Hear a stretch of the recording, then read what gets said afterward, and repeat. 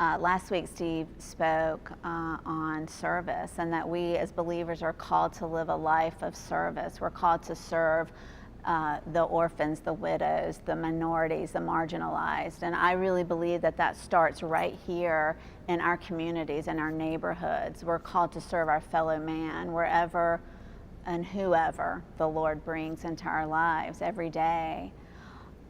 But we also know that Jesus said in the Great Commission, the Great Commandment, to go into all the world. And Ghana is just the perfect opportunity to do that. What I love about the ministry and what I loved about being there was just seeing Abakari and his wife Yoka and their team, and seeing the favor that they have in the community. The thing that really impacted me while we were there was going to visit the King of Yendi. And we walk in, our team walks in, and we sit in 2 rows of chairs that are facing each other. So the king is off to our side. Abakari just begins to give greetings to the king and talk to him. And then Abakari asks Steve, do you have any words that you would like to, any words of greeting to the king? And so Steve just begins to, in the name of Jesus, give him greetings and speak to him. And meanwhile, the rest of the team were all sitting there awkwardly staring at each other, trying not to look at the king because we're told not to make eye contact with him, but we're just like sitting there. And then Steve just says these words of encouragement, words of life to the King of Yendi. And then he says to the king, I've been praying for you since I was here last year, and I will continue to pray for you. And the king says, well, don't just pray for me, pray for my people, pray for Ghana, pray for Tamale, pray for Yendi. And then he asked Steve to pray for him. So just to kind of set the scene a little bit more, it was just kind of surreal, because Steve begins to pray for the King of Yendi, and while he's praying for him, his attendants are sitting on the floor watching a live stream of Mecca.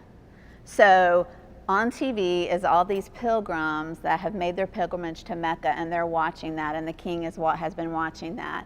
And yet here he is asking Steve to pray for him. So Steve begins to pray for him and for the country, the community, and just in the name of Jesus, bless him. So Jesus' name is literally being lifted up over what's happening in Mecca. It was just an incredible moment to be there and be a part of that. And the king asked us to come by and shake his hand. So all of us walk by, the women included, and we shake the hand.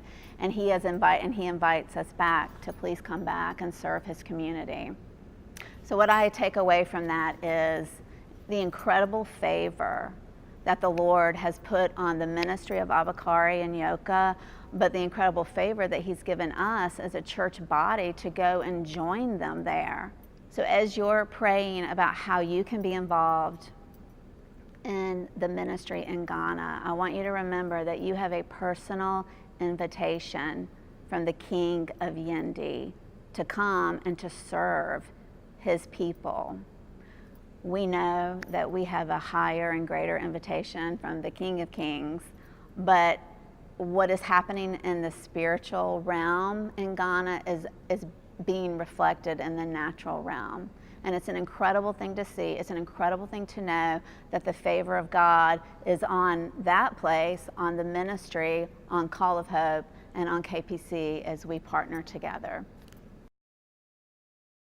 So one of my favorite things about Ghana and Call of Hope was that they have a Bible-based literature program that is a correspondence course, and they have 70 books that they mail out to different people in different schools.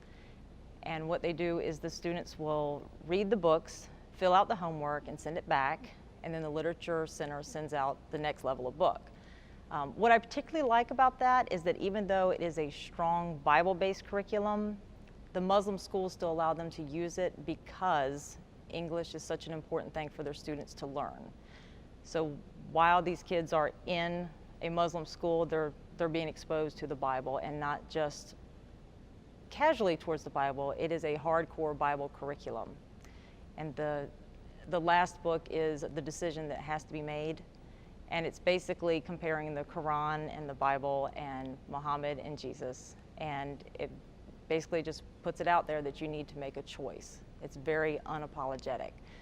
So I like the way that Call of Hope in Ghana works with the people in their villages and helps them to increase their literacy and English skills, and I like the way they use English to evangelize the people who do not live right in their community.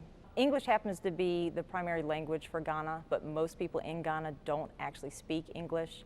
So if you know English, you already have a skill set that would be very valuable on a mission trip to Ghana. They can use you in the Literature Center, and they can also use you to tutor people and help with homework and just advance the gospel through being able to share.